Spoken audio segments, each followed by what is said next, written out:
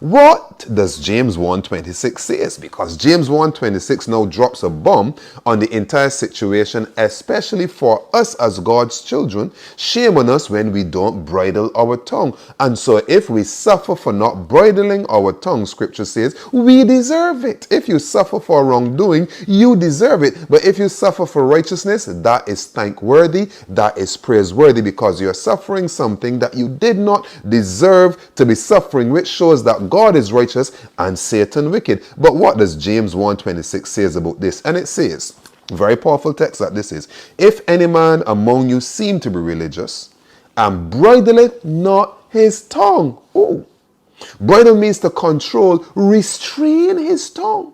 So if some person seem to be religious, but they don't bridle their tongue, James says, they are deceiving their own heart. Their religion is in vain.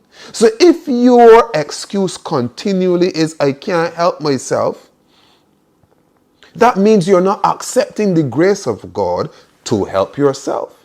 It means that your religion then is in vain. So if a person seems to be religious and they do not bridle their tongue, they do not control their tongue, a torrent of words continually pours forth from their speech. Entire torrent of words, ugly words, sweet words, bitter words, angry words, and this is a continual happening.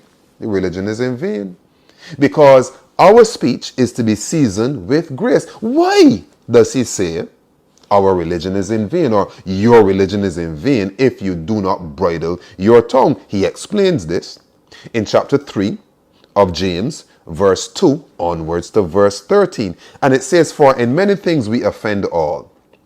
If any man offend not in word, the same is a perfect man, and able also to bridle the whole body.